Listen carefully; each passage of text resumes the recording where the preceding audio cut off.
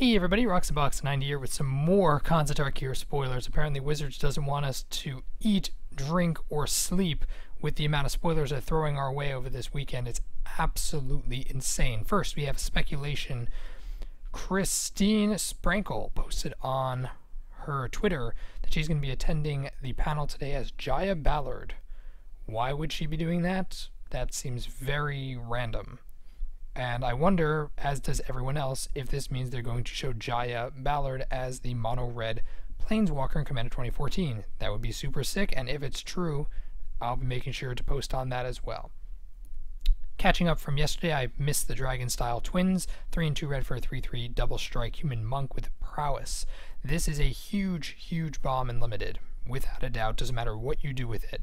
3/3 double strike for 5 is already crazy, and then the prowess is even more fantastic. Huge bomb, and if there's anything that gives something evasion, this card is going to be one of the best cards in Limited off the bat as a creature. Very strong. Is it strong enough for Constructed? Questionable. I don't think so. Even if the format is slower, I still don't think it's viable, but in Limited it is huge. Then we have Mechanics of Tarkir, just a couple of cards that we missed. Enoch Bondkin's 2 for a 2/1 Outlast. Each creature you control with 1/1 counter has first strike. That's fits the flavor very well. I think it could be rather good as an aggressor, and the Outcast is not that expensive, which is good as well. Definitely could work if you have a focused Abzan theme. That's about it in Limited. Jeskai Windscout, 3 for a 2/1 flying with prowess. 2/1 flying for 3 is not bad, and the prowess really helps it. So it's fine. It's a fine card for Limited. Delve, Shambling Attendants, 8 for a 3/5 Delve with Death Touch.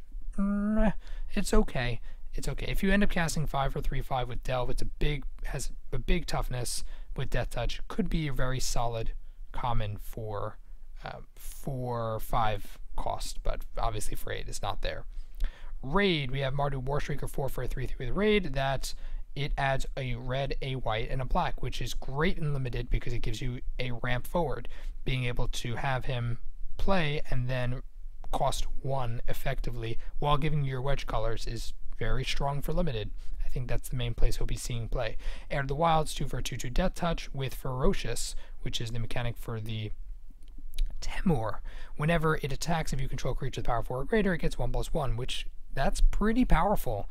2 for a 3/3 when it attacks Death Touch. If you control a larger creature, that's great for late game, and 2 for a 2/2 Death Touch is great anyway for early games. Fantastic card for Limited, really powerful. Has a chance at being in constructed play. Really cool. Abzan Guide, 6 for a 4/4 lifelink with a morph, that's 5. So it's just a little cheaper. 4/4 lifelink. It's okay in Limited. It's not ridiculous. Then we see the Morph Token, which I think is really cool. Be great for people who like playing Morph even from back in the day. They never did those. Lens of Clarity, 1 for an artifact. You may look at the top card of your library and face down creatures you don't control. This could be important in Limited, and it's definitely a casual fun card for people who want to build around Morph. I don't think it's going to get there anywhere else. Ice Feather Aven, fantastic artwork. 2 for a 2/2 flying, fine. Morph 3.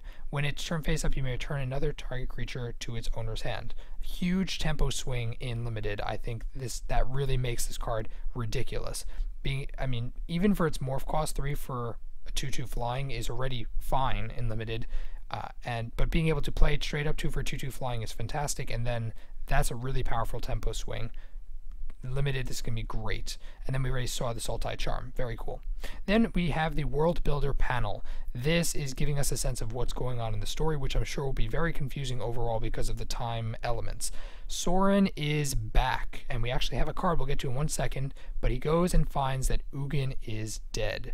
Poor Sorin. Ugin is dead, but this is kind of ridiculous because Sorin's like, excuse me, Ugin, this is all your fault that the Eldrazi are out, but it's not really, and then he finds out that Ugin is dead, and now they have to figure out what to do about that, which means, given the world building situation, I think somehow the time travel element is going to have to get Ugin. We're going to have to find out what happened to Ugin exactly and how to get him back, or maybe go back in the past and get him.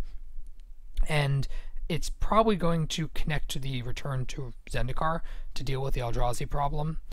Given that Sorin and Ugin are connecting and Sarkhan isn't here. So pretty much all the major players from the Eldrazi situation are here so far.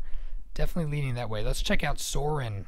And that's why also realize that the new Sorin here, we'll go over him, he's okay, but think about the fact that he's here for flavor and story far more than he is to have a card. 2, a white and a black for a 4 loyalty Sorin, which is pretty solid, even though we already had a black-white Sorin. But here, +1 until your next turn to creatures you control get 1/+0 and lifelink. -2, get a 2/2 black vampire with flying. -6, you get an emblem at the beginning of each opponent's upkeep that player sacks a creature. Alright, he's okay. He's not as good as Ajani Steadfast for creature-based decks. He really is a secondary choice, but I think for black-white weenie, he definitely could be a possible player, maybe in Ajani Steadfast, Sorin kind of token build, maybe something like that would work. 2/2 flyers is cool as protection, but you do have to -2 him. He reminds me a little bit of Jace, Architect of Thought, just in terms of the fact that you really making tokens to defend himself costs him loyalty, but his +1 is not as good as Ajani Steadfast, but it does last until your next turn, so you need board presence for him to be strong, and to defend himself effectively when he comes into play, you have to make the 2/2 vampire, unless you have board presence, in which case you might want this. But if you can see what I mean, that the two abilities are kind of awkward, and he's not as good, I think, as Sorin, Lord of Innistrad. But his -6, of course, is ridiculous in terms of advantage, especially if you're playing against monster, red-green monsters, for example, where the majority of creatures are serious business that would be hard for a token deck to deal with right out. Of course, you're probably not going to get there, but whatever. That's not the point of how good he is. He's okay. He's okay, and he works the same way Innistrad does in Lord of Innistrad does in Commander. He's fine. He's okay for token builds, and that's about it. Then we have the World Builder panel, Bitter Revelation 4. Look at the top 4 cards of your library, put 2 into your hand, the rest into your graveyard, you lose 2 life. It's a fine way to filter through and works with Delve. I'm a fan, even though I think Read the Runes probably better as a draw effect, but this does feed Delve. And then we have Ugins Nexus, which I'm very happy. We have 5 colorless for an artifact legendary. If a player would begin an extra turn, that player skips that turn instead. If it's put in the graveyard from the battlefield, instead you exile it and take an extra turn. Ha ha ha. It is so narrow. The only way to make it functional in Constructed or even in Limited is if there's some sort of mechanic or something that connects with it to allow you to sacrifice it, or that gives players extra turns, that this would matter. But otherwise, it's really just there for pure flavor, and I'm sure some commanders will have fun with this card.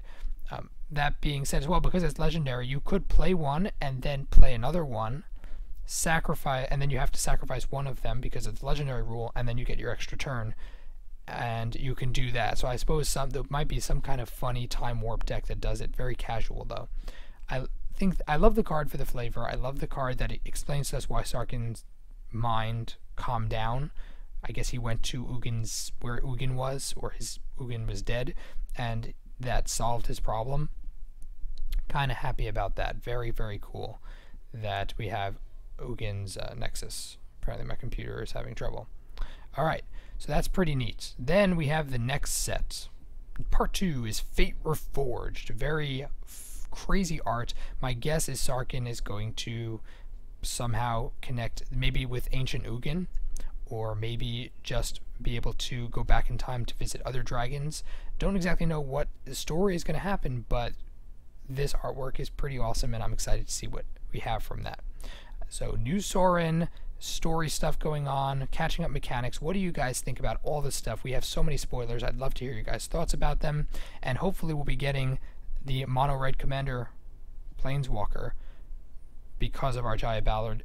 If that's coming up, I'll keep you guys in the loop. So stay tuned. If you enjoyed the video, tap the like button. If you're new to the channel, check in and subscribe. And as always, Roxabox and 90 signing out. I'll see you guys next time.